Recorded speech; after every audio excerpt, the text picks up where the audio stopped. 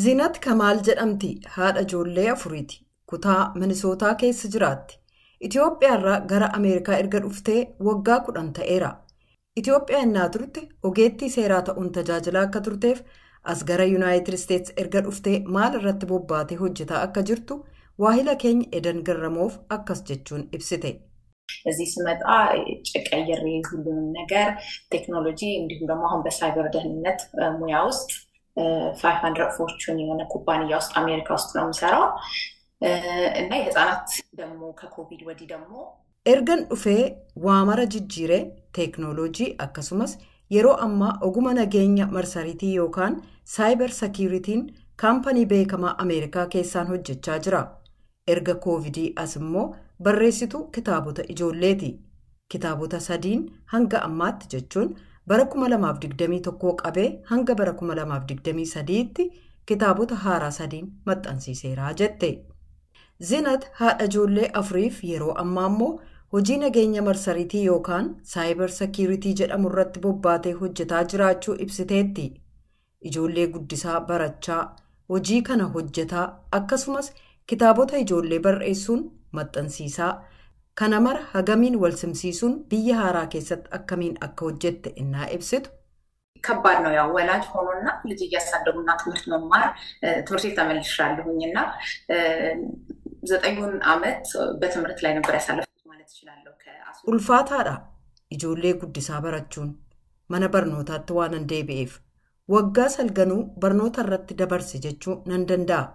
Associate degree qabee degree jalqabaa yookaan bachelor degree dhiyeenya immoo maastersii yookaan degree koodammataa Georgia Institute of Technology irraa fudhadheera. Bara 2013 innaan dhufu mucaa tokko qabna. Amma immoo ijoollee 4 qabna.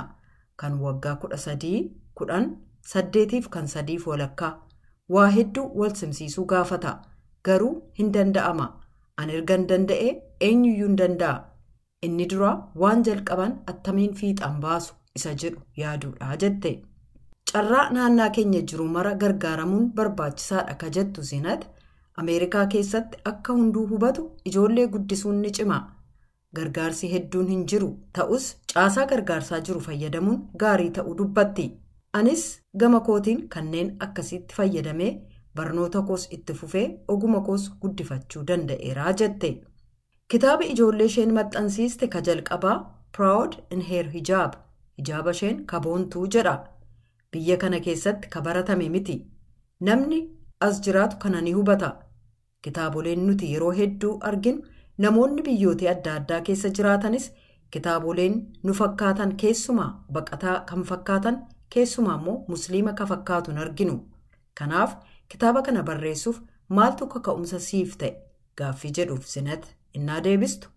መጀመሪያ የጻፍኩት እንዳልሽው ፕራውድ ኢን ሄር ሂጃብ ነበረ ያኔ ምንም መጽሐፍ ያልነበርኩኝም ማለት የመጽሐፍ እንዲሁ jalqaba kanan barreesse kitaaba Proud in Her Hijab jedhu ture. Yeroo sanatti hojii manaa hojjechuurraan kan hafe barreessituun turre. Barreessuun hojii koon turre. Ijoolleen koo gaaffii hedduu na gaafataa turan. Jalqaba innaa as dhufne kan yeroo ammaa umriin waggaa 13 ilmi koo oolmaa daa'immanii innaa deemaa ture. Kutaa tokkoffaa innaa dhaqaa ture gaaffiiwwan waggootaaf turan ijoolleen haadha isaanii gaafatan na gaafate. Fakkeenyaaf kitaabota keessatti gosa rifeensa mataa ni barreeffama. Rifeensi kiyya maaliif gurraacha ta'e, qiciicaa ta'e, kan hiriyaa koo maaf akkas ta'e ka jedhu gaaffii daa'imummaa na gaafataa ture. Martinuun keenya adda adda.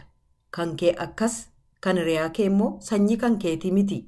Miidhagina ofii keenyaa qabnaa ka jedhurraa waan dhufedha. Ijoolleen koo durbaas mana barnootaa innaa deeman hijaaba innaa keeyyatan gaaffiin yoo dhufe maaliif kana uffatta ka jedhu yoo dhufe ibsuu danda'uu qabu.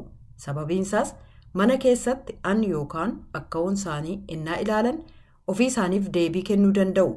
Maatiin koo waan kana godhaniif jedhanii. Namni ka biroon innaa isaan gaafatu immoo deebisuu danda'u malu.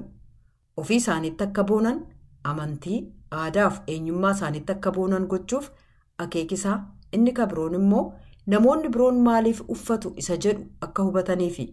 Namoonni yeroo hedduu waan miidiyaa irratti dubbatamu qofaa ilaalanii wal'aalummaadhaan dubbatu. sammuu ijoolleef akka galuuf immoo ijoollee ofii kootiin akka fakkeenyaatti dhiyeessee jette.